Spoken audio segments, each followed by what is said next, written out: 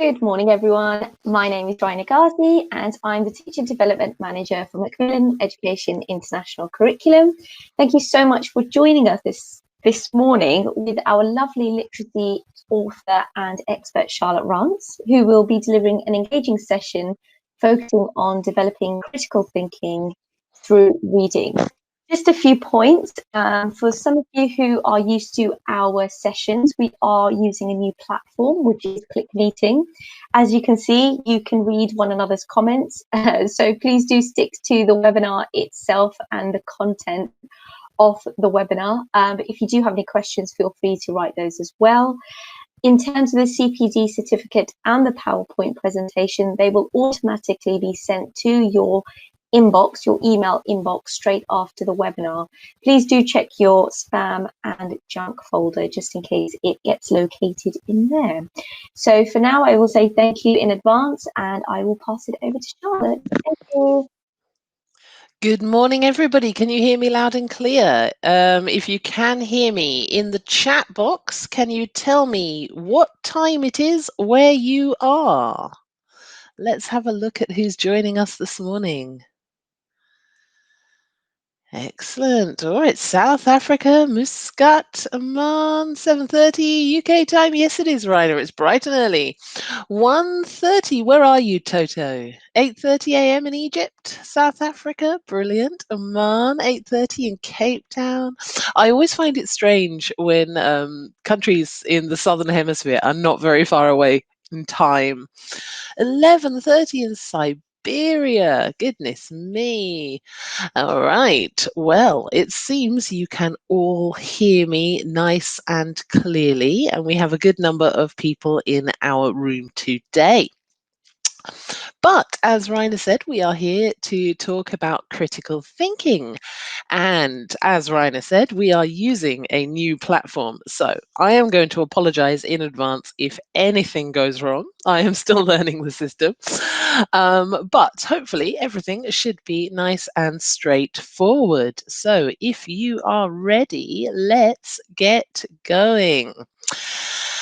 Okay, developing critical thinking through reading. What are we going to do this morning? I'm going to start by thinking about why critical thinking matters. And then we're going to put that into the young learners context. But the majority of our session is going to be all about encouraging as many critical thinking activities in your classrooms as possible.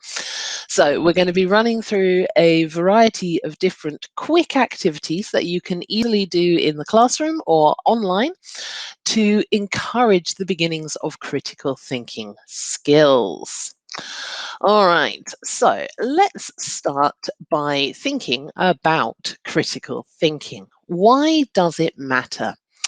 And on the screen, you should be able to see a small picture. So in the chat box, let's practice our critical thinking skills. Why do you think I have chosen this picture? Any ideas what this image represents to me? Let's have a look.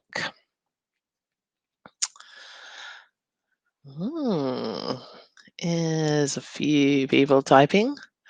Being broad-minded, not a bad idea. Brainstorming, not a bad idea either. Have a look at the image of the head within that information. Complexities of the brain and its endless powers, complex relationships among our thoughts. Absolutely. So for me, this image represents the volume of information that we are asked to analyze every single day, every single minute of every single day. In 2020, we live in a digital world where our news from around the world is available at the touch of the button, where we have social media throwing information at us every single day. There's a lot of information, and our brains can only process a finite amount of knowledge.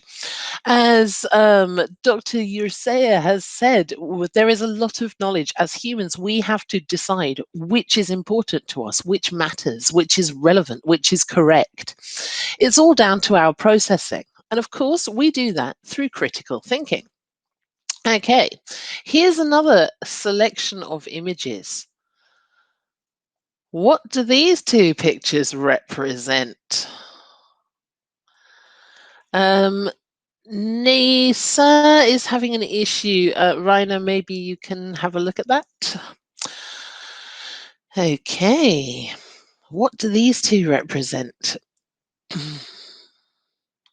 Critical thinking. How does it relate to these two children? A sad child and a happy child.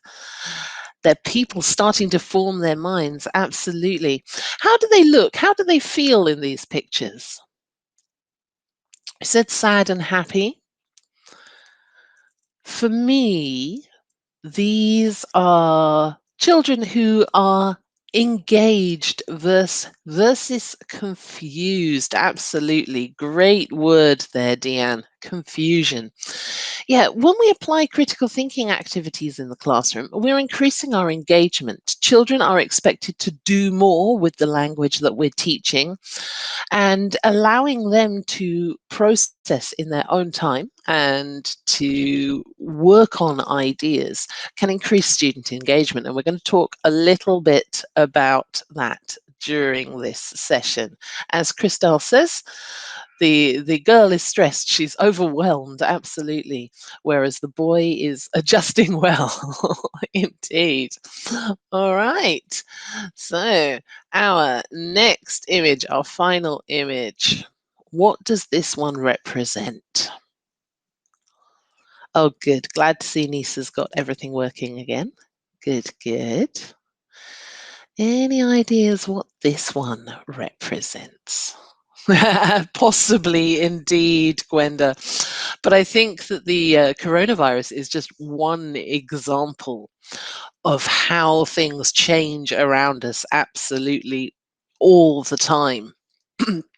I've always felt that as English teachers, we have a responsibility to keep up all the time. It's like a race.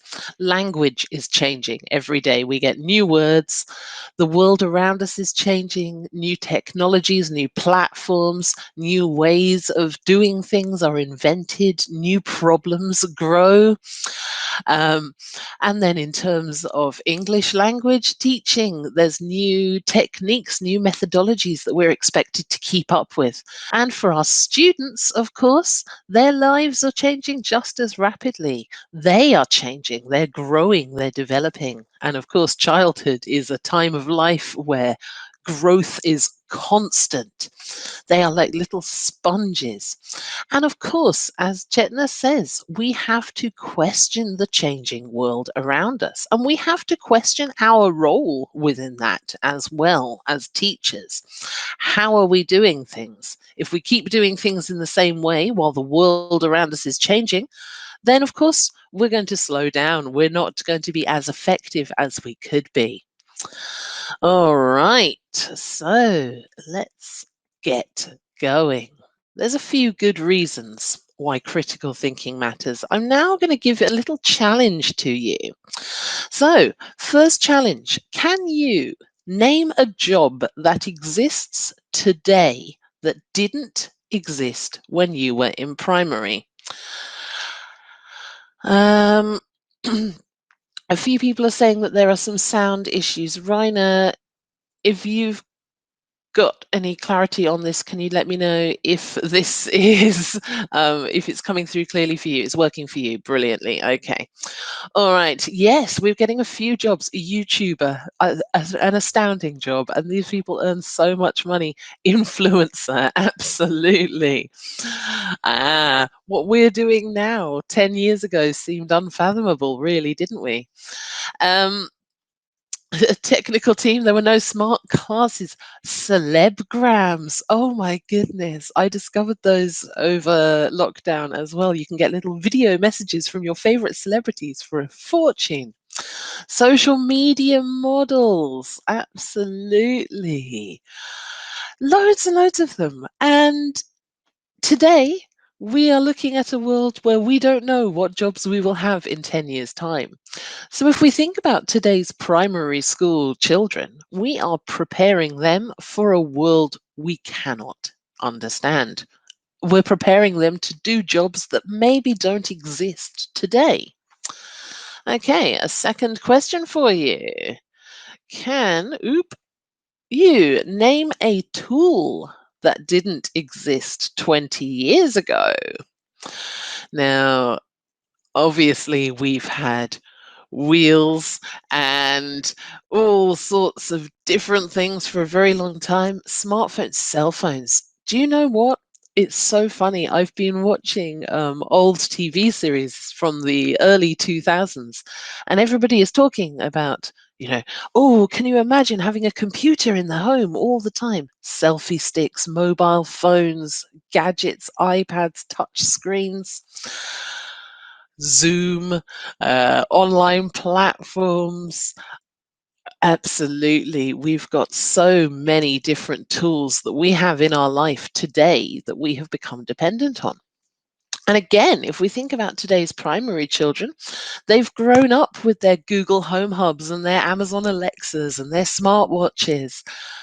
But of course, we did not have those things as we were children. We have learnt to use them. We have absorbed them into our lives. We have synthesized the new technology with our existence over the years. And again, if we think about today's primary children, when they reach their 20s, when they reach their 30s, the tools that they will be using to do their jobs are completely different to the tools that we're using now. All right, final question for you. What will the world be like 15 years from now? Any ideas? Can you imagine what is going to be there? Let's have a look. People typing, messy. I hope not. I hope it's going to be a lot tidier than it currently is, would be nice. It's dependent on artificial intelligence, absolutely. Texting using only thoughts, more and more rapid changes. Indeed, AI is going to change everything. What will school look like? Will teachers still exist, or will we be entirely automated? We don't know. So when these primary children graduate from high school, when they graduate from university, the world that they live in is unpredictable to us right now. The answer to that question, what will the world be like in 15 years from now? We just don't know. We can try and make guesses and predictions, but we have no idea. As Lynn says, distance learning may well be the norm. Um, it almost is now. And who could have predicted that 1 year ago? Not me, that's for certain. Homeschooling at the most, indeed. We are preparing children for a world that we cannot predict. But these days, it feels very much like predicting the world tomorrow is going to be difficult. So, critical thinking skills, of course, are the best way for us to prepare ourselves to deal with these things, to help us adjust. What makes critical thinking complicated then for the young learner's classroom? Any ideas what makes critical thinking a complex issue for us to tackle in the classroom? Something difficult for the children to do? Let's have a look at your thoughts and then I'll share my ideas with you as well. Size of the classes, absolutely. Certainly, if we're working with large groups, having children working on different elements at different paces, doing different tasks, can be very difficult for us to manage as teachers.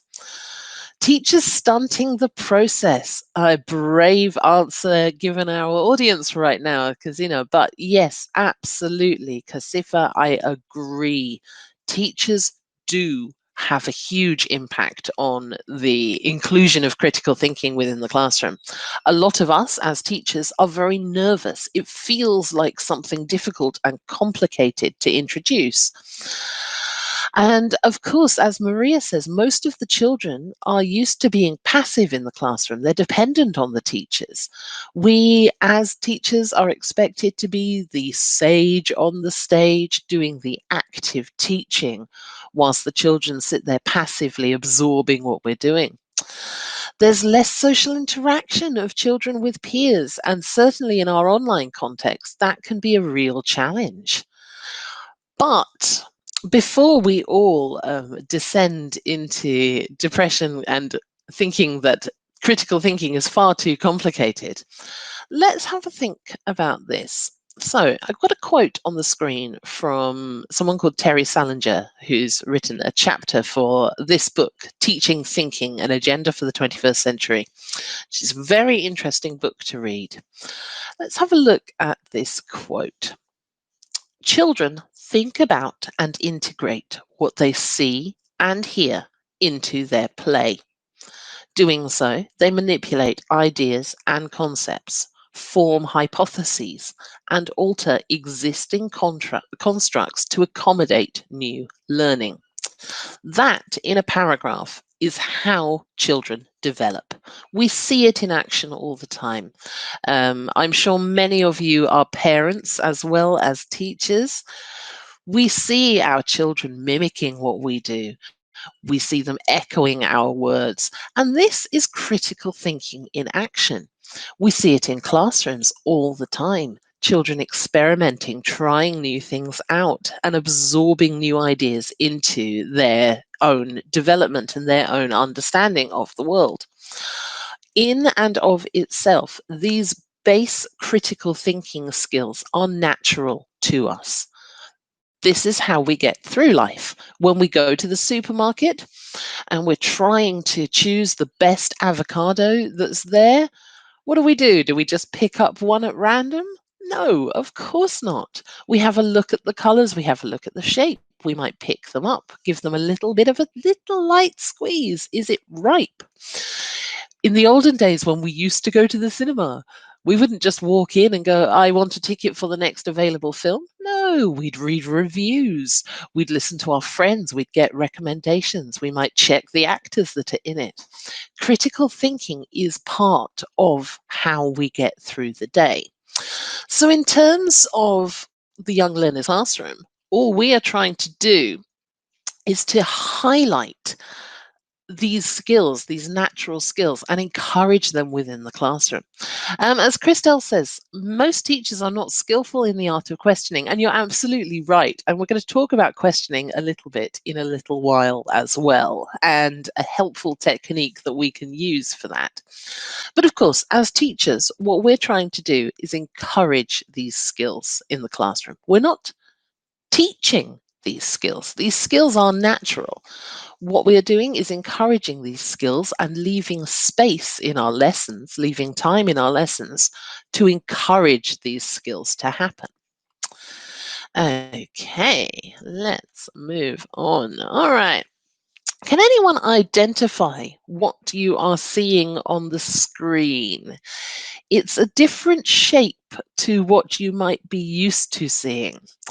Absolutely, Vaishali is straight in. Bloom's taxonomy can't fool you by changing the shape. And there's Bisma as well. Absolutely. It is a hierarchy of different thinking skills. It is Bloom's taxonomy of thinking. And if you're not familiar with it, check it out because it's very, very useful to help us think about these different skills.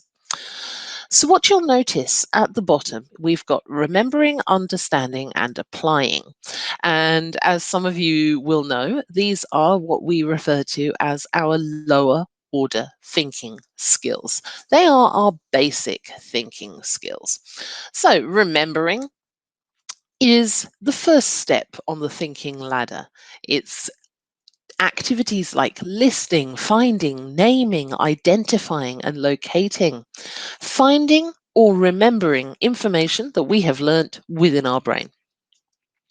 Moving up from there, we get to understanding. And of course, understanding is how we make sense of the information. So being able to interpret, summarize, explain, or infer.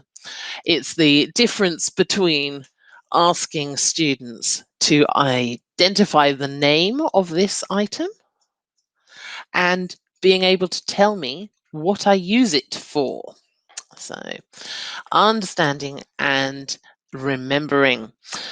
Above that, we find applying. So, taking the information that we've used, that we've learnt, and using that information in a new but similar situation. And those are our lower order thinking skills. In the classroom, as teachers, we are very good at using these three skills in the classroom. They are the core of learning, the lower order thinking skills. These are the bit that we make sure is being tested on the exam. This is the bit that we revise, that we practice, that we drill into our classrooms. But of course, those are not the only thinking skills we use. At the top end, we've got what is known as the higher order thinking skills. And we can see those three across the top of this version of the Bloom's taxonomy. So we've got analyzing, evaluating, and creating.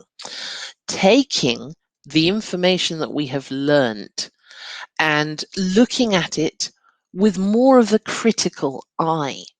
So analyzing, taking the information apart, exploring relationships between it, categorizing things, examining things, comparing and contrasting. Evaluating is taking a critical examination of that information and making judgments about it, deciding what's good, what's right, judging, measuring, testing, critiquing, defending, and criticizing are some of our key verbs there. And then, of course, creativity, using the information to create something new. And creativity can be taking things and using them in a different way, or it can be taking things and creating something new entirely.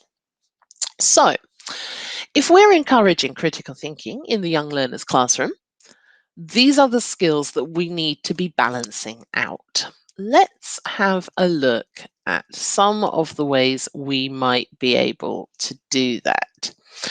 But first of all, just let's remember why we're doing it.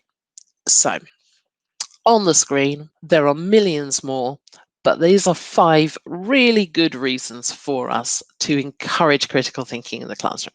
Number 1, as we've said, those are natural skills. And if we can encourage those natural skills, then we end up in a situation where the children are more engaged, where they're more open to learning and having a much better time.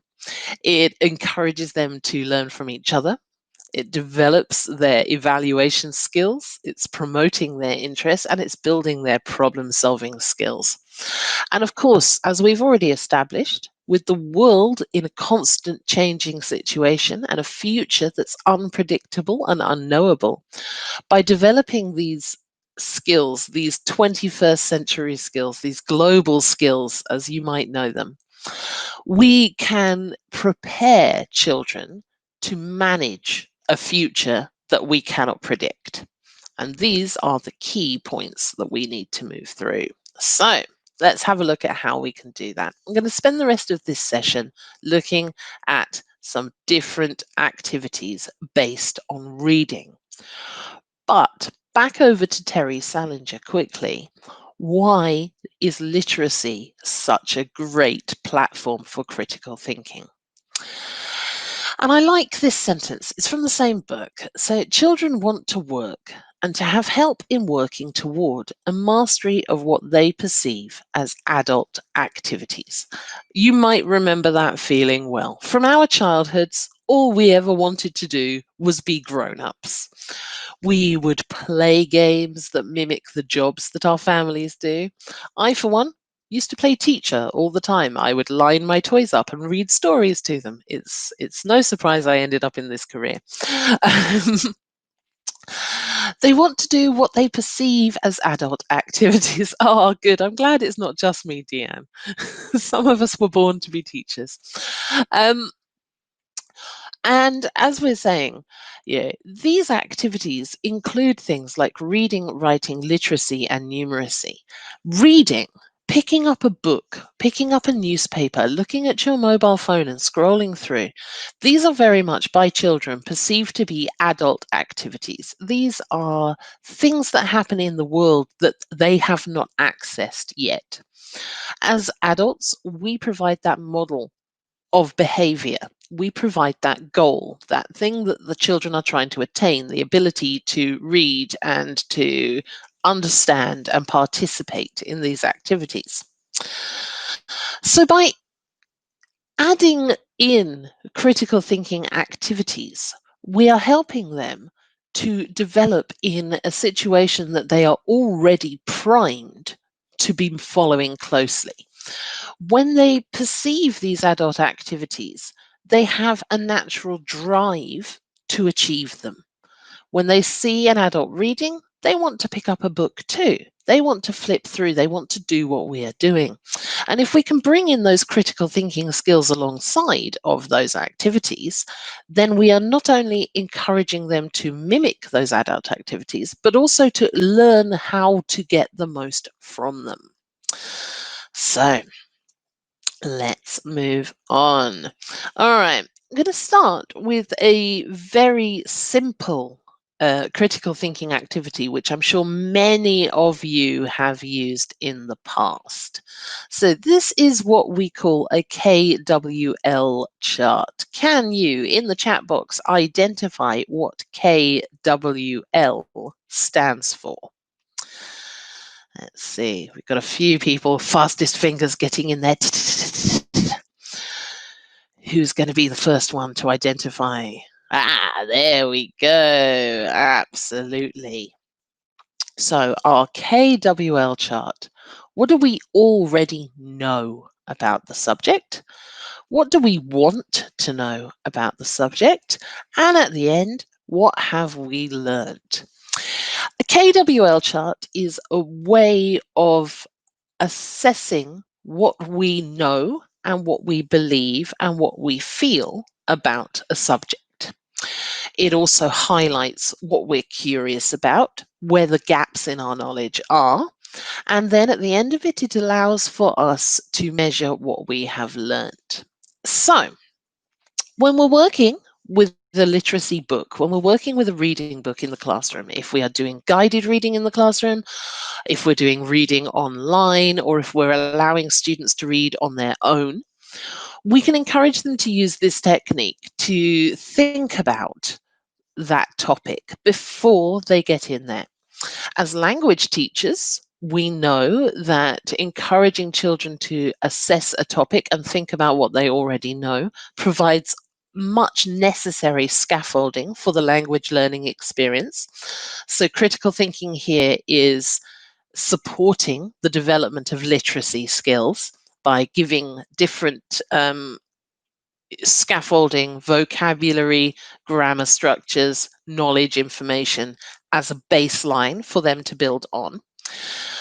It encourages them to think about what they'd like to learn, and it encourages them to think about what they might learn from the book. So, if we're working in the classroom, we start with know. What do I know? And let's take this book as an example. So this is one of the non-fiction books from the Talk About Text series at Macmillan. It's designed to really support critical thinking skills, as you will see as we move on. And the topic of this is, of course, our sun. So we'd start at the beginning and we'd ask the children, okay, here is our sun. What do we already know? So in the chat box, can you tell me one thing you know for certain about the sun? Just one thing. One thing you really know. It is a star. Absolutely, Teresa. Yes. It gives off energy. It burns at about 6,000 degrees. Is that true, Wasan? I did not know that. It's really hot. That's as far as I got. It's a glowing ball of gas. It's our source of energy. It's our source of life, as Oksana says. Absolutely. Okay. It's outside of planet Earth. It is indeed. It is in a place called space.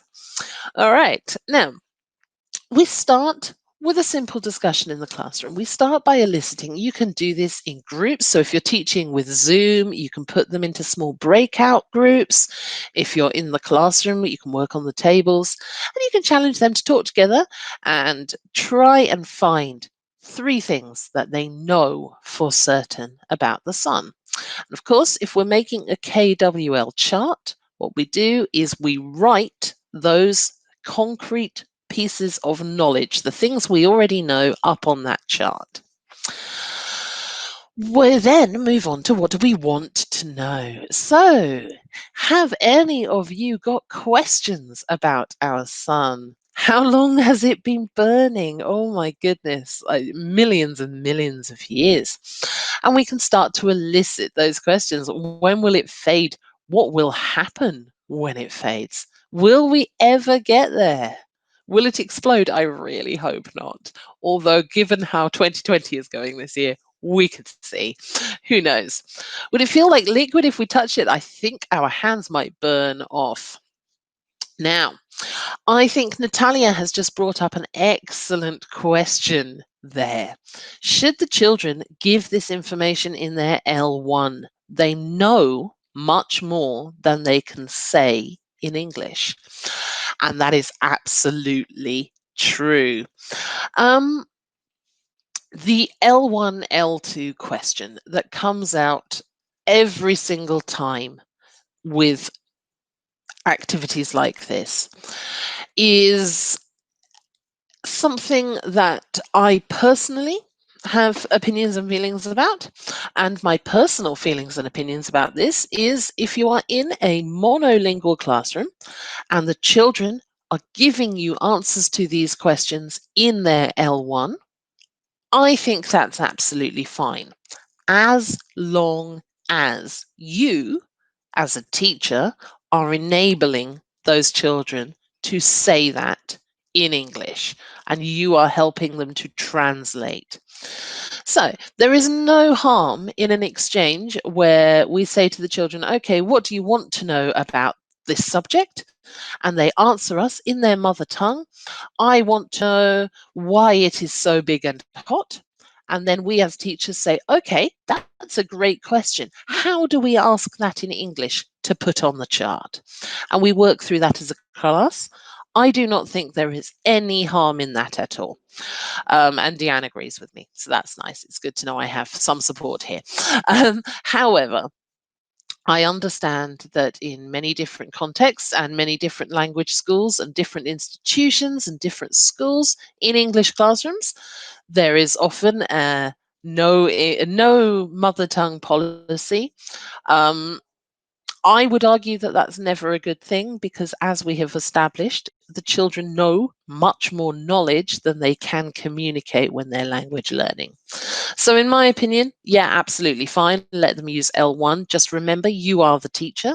And if you are trying to get them to do this in English, then it's probably best to be that model and to encourage them to translate into English and to say their point again in English as well.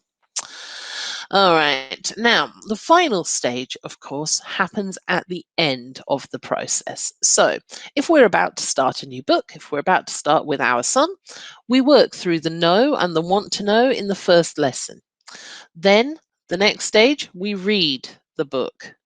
We get that information. As we're reading, we can use those want to know questions as a point of reference.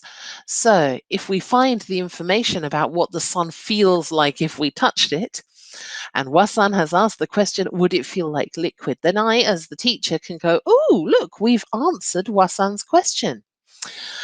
No, it doesn't feel like liquid, Wasan. It will burn your hands off. Okay. And the end of the process, then, we can look back at what we wanted to know and we can establish all of our new knowledge. Now, in a primary classroom, the KWL chart is a great great visual tool. We can, of course, use a KWL chart like this, so we can see there's the things that we already know about the subject, and here's our want to know column in the middle. So these students have asked, is the sun the hottest star? How many stars are there? How hot is it? How did the sun get its name? What a great question. And this is a visual representation of that KWL chart. But of course, we're primary teachers, and if we wanted to, we could take it a step further. So one of the things that I like to do with KWL charts is to theme them visually. It's nice and easy to prepare a straight column KWL chart, but why not let your creativity burn brightly a little bit? So if you're doing the subject of the sun, you might turn your KWL chart into a sun. Have the what do we know information in the middle, the what do we want to know information around the edge, and then all of our learned points can be our little flames that come off the sun. Bring a bit of creativity in. Creativity is a critical thinking skill. So if we can do that in the classroom, then we're adding in a little bit of extra critical thinking as well. Make it nice, make it visual. Okay, so we already mentioned questioning earlier. And questioning is something that we as teachers do a lot of. We don't always do it well. There is good questioning, there is bad questioning. I could talk for hours about the subject of questioning. We're not going to. Instead, we're going to start by thinking about the type of activities that we might use questioning with. So let's say we're starting a new book in the classroom. I am sure that, like me, many of you will pick up a new book and say, okay, here's our new book. Let's have a look at the cover. What's this book about? And we might ask our students questions. So looking at the cover on the screen, in the chat box, can you type one question you would ask your class about this cover? What type of questions might we ask them? Lots of people typing away. So if we're getting ready, why are the people tense? Absolutely. What's the problem? We can see. Where are they? Good grounding question there. Good. We need to check those base understanding. What kind of project is it going to be? Absolutely. Any other questions that we might ask? People typing nice and quickly down there. What do you see in the picture? Absolutely. Classic. How many people can you see? Where has the rubbish come from? Indeed. How do you feel? What different ways could we clean up? Indeed. These are some great questions. What might the people on the cover be talking about in the park? Nice. It's good to see a good few examples of some real critical questions coming out here. Now, I myself, I will always start when I've got a book and a new book in the classroom with some questions about what we can see in the cover. Of course, those questions are incredibly important. So I might ask them, what's this called? I'll point to something in the picture. What can you see here? The girl is sitting on a special kind of chair. Do we know what this is called?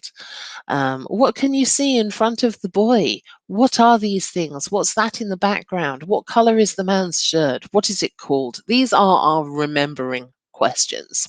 And as we can remember, remembering is the first step on Bloom's taxonomy.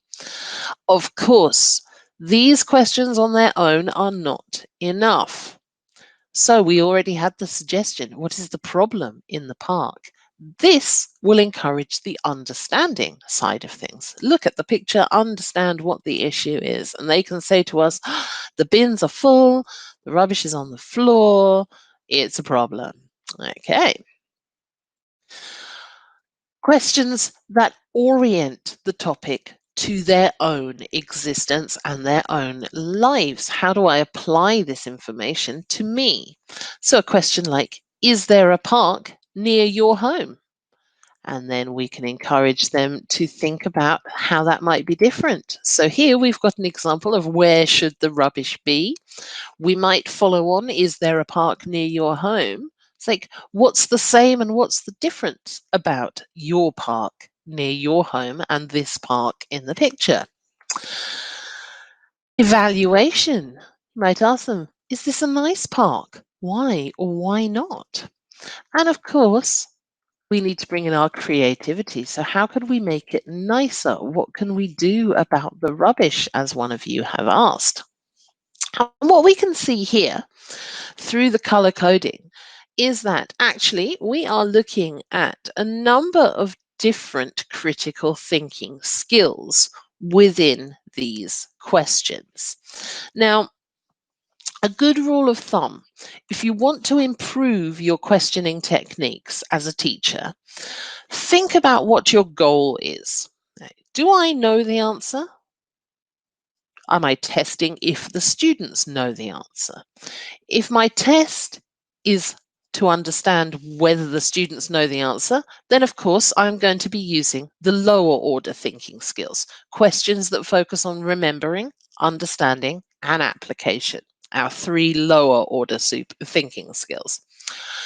If we want to challenge our students and we want to get them engaging, thinking, imagining, and using their higher order thinking skills, then we need to be including questions which analyze, which evaluate, and which offer some way of creating a new thought or a new idea.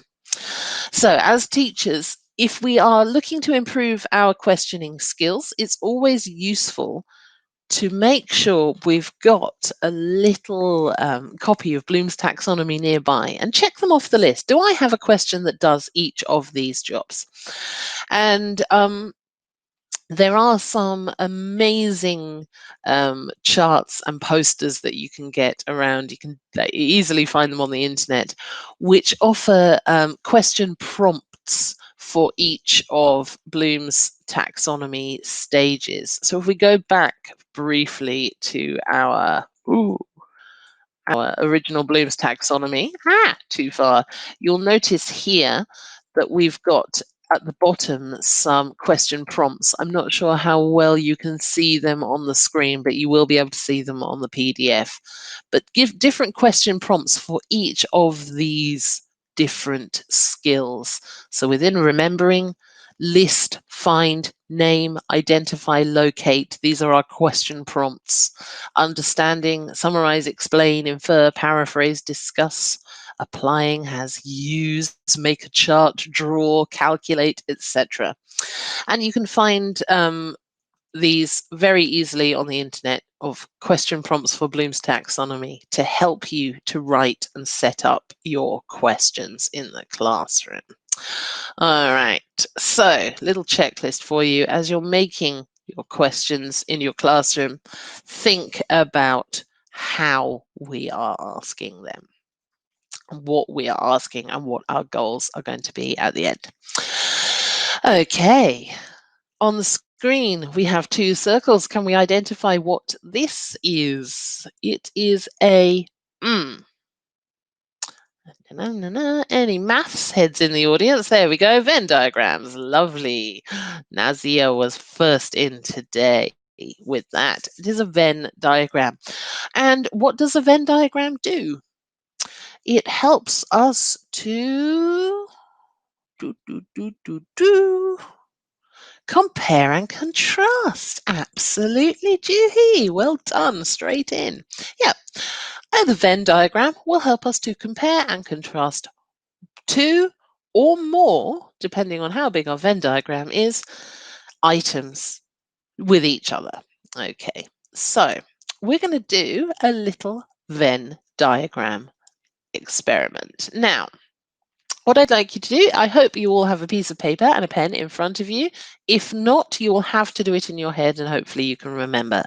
I'd like you to draw 2 linking circles. Draw yourself a Venn diagram. On the left circle, I'd like you to write nouns.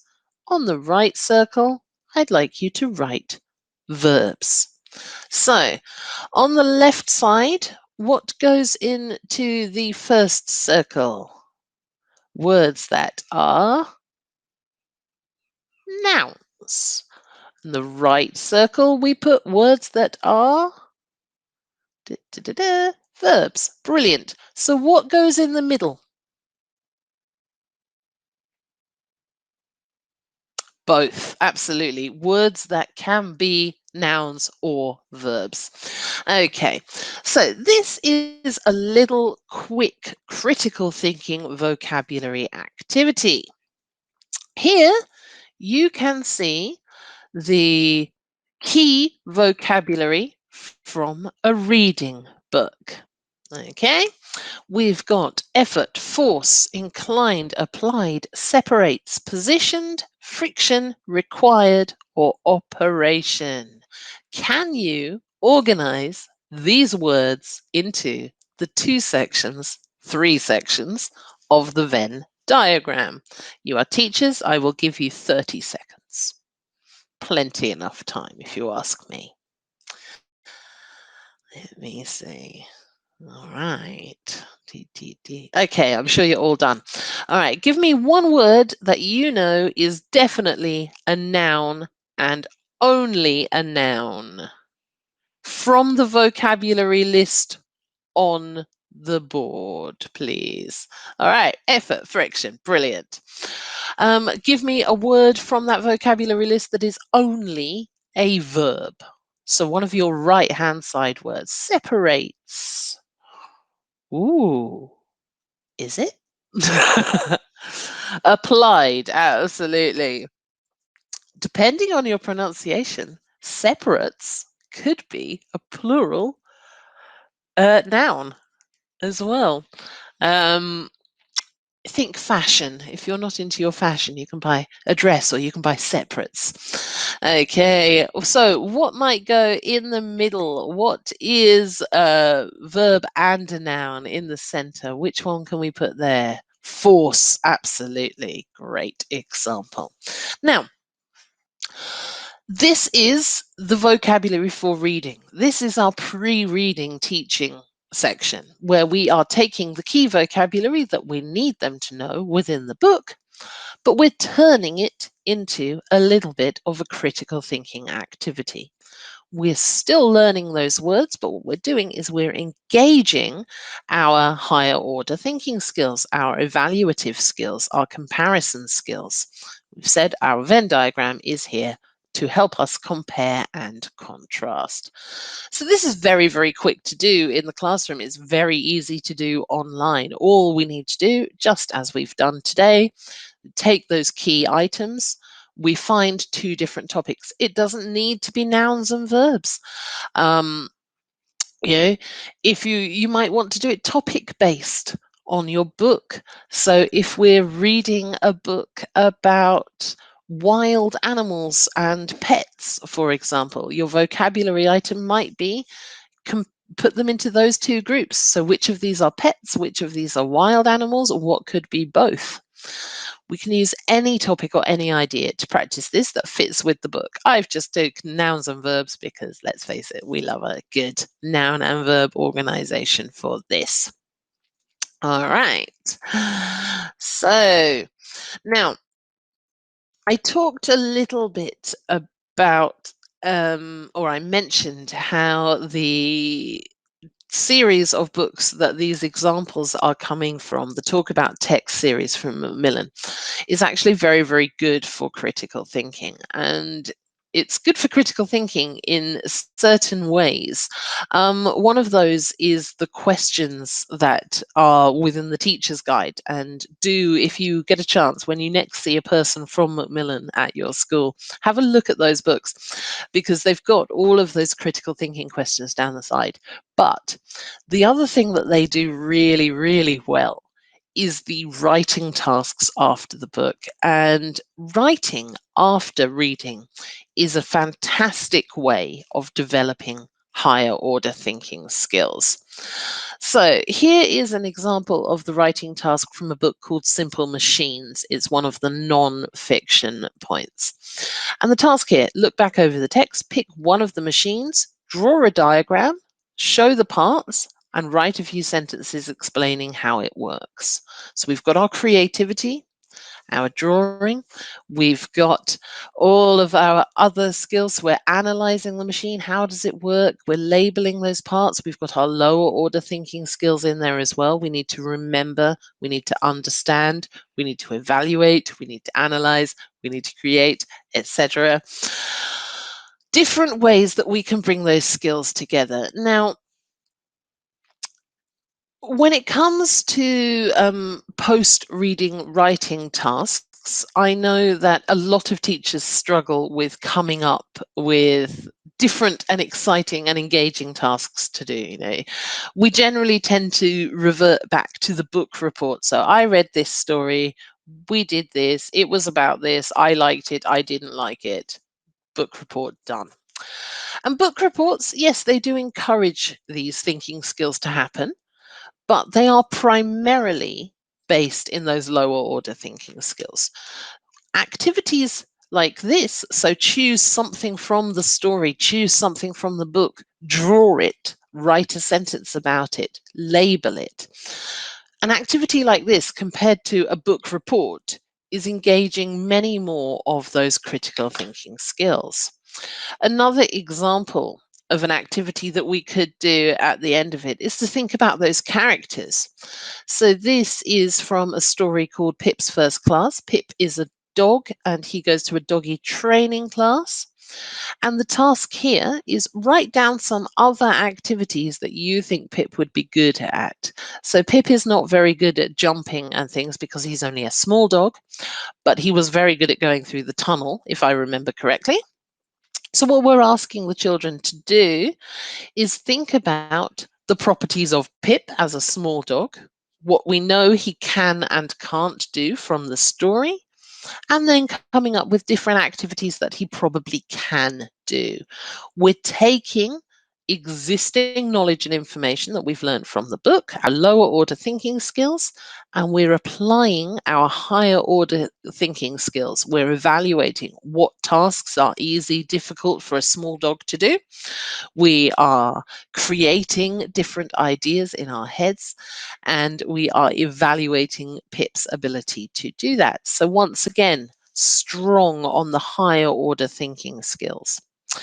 And one more of these. This one is taken from a book called Famous Writers. So write a letter to your favorite author. Tell them which of their stories you enjoyed and why. Ask them questions that you would like to know the answers to. So again, as an activity, this is very, very similar to the KWL chart. We start with what we know, what we enjoyed about the book, and why we liked it, but we're then encouraging the children to think further and to ask questions of those authors that they are writing. So we are very quickly coming up on time, but just a quick summary of what else we as teachers can do to support critical thinking in our classrooms. Number one, provide opportunities to play. As primary teachers, we are often judged as being lesser teachers than teachers of adults or teachers of teenagers because so much of what we do involves play. But play is integral to the development of critical thinking. Play is integral to learning. If we're not encouraging play in the classroom, then we're not providing the platform for children to develop those skills. That is how they learn. When they mimic us, they are playing. Wait. Waiting is difficult. If you ask a question and nobody answers it, don't ask the question again. Don't ask the question in a different way. Don't keep doing all of those things. Bisma, I've seen your question. I'm going to come back to that. Wait, give them time. The worst problem that teachers have with questioning is that desire to answer their own questions. Deanne says, how long should we wait? Well, that is a great question. And essentially, let's wait 5 seconds together. I'm going to say nothing.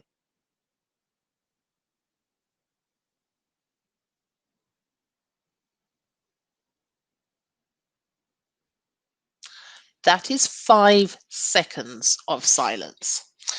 And 5 seconds of silence has a huge impact in the classroom.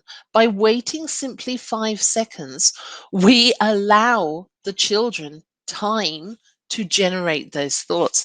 As teachers, we often don't pause. What did you do this weekend? Did you go to your grandfather's? 2 questions immediately. Boom, boom, boom. For the student brain, I'm trying to process. Which one do I answer first? So allow time. One of the big activities within critical thinking in education is the think, pair, share. And this works because it encourages built-in time waiting. So with a think, pair, share, we ask the students to think silently for 30 seconds, to talk with their partner for 1 minute, and then take the whole group discussion for 2 minutes. And we are just allowing children time. And as Rainer points out, yeah, 5 seconds feels like forever when we're not actually doing anything with it. So don't feel so tempted to fill the time. It doesn't need to be a whole minute. And what if they didn't answer? Do I just answer the question? Well, think about, first of all, ask yourself why they didn't answer the question. Is it because of the question, or is it because they don't know? But what all of the evidence has shown is that when we allow time to happen in the classroom, the volume of answers increases. And more importantly, the volume of correct answers increases. And as long as you as a teacher are asking the right questions for the right reasons, those students can answer.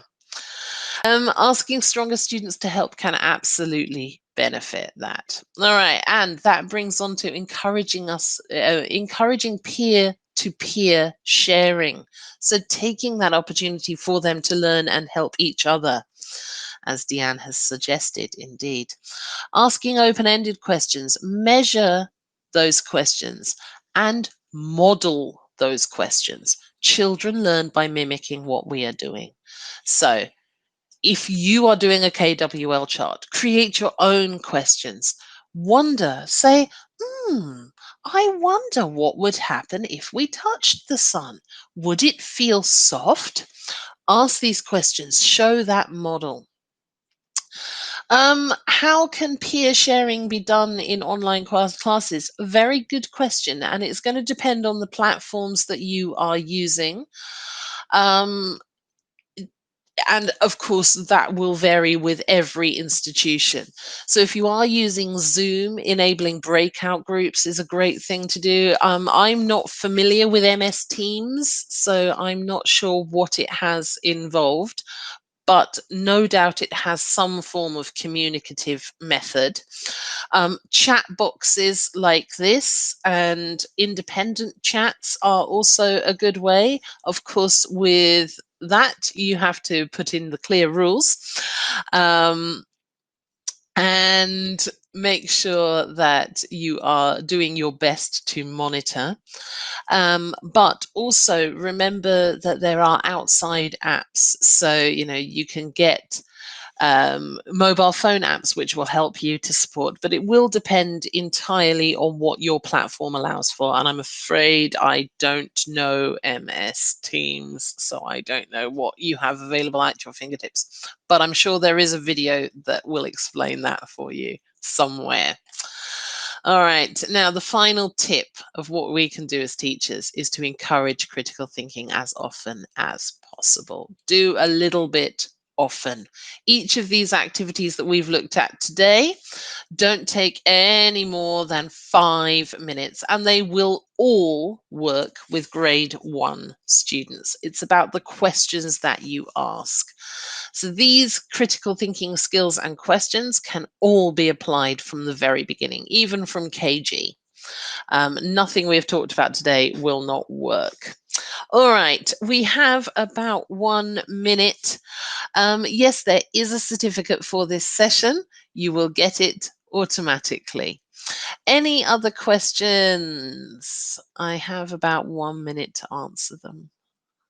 But if you do have questions, do keep sending them along. And there. Charlotte, you mentioned think, pair, share. Can we really apply it in young learners? Yes, we absolutely can. It's about all of the ways that we do it. So with young learners, you might not ask them to write things down. You might just ask them to find things or talk about things or put them together. But that think, pair, share is just a method of doing things. So whatever task that you are doing, let's say you ask them to find something in their bedroom. If we're teaching online, you give them 30 seconds to find something in their bedroom. Working on their own is the thinking time.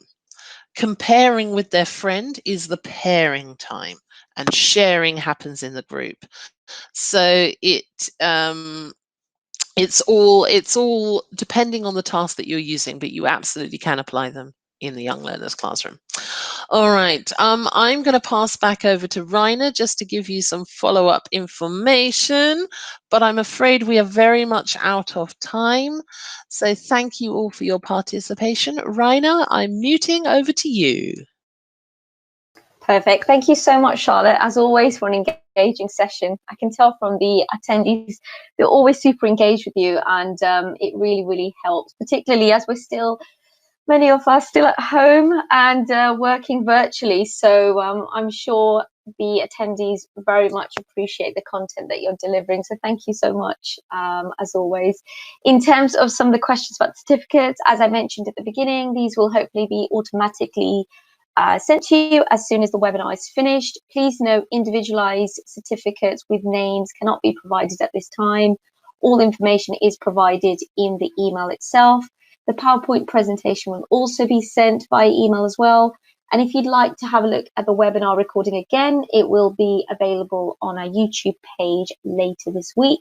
Do follow us on social media as well.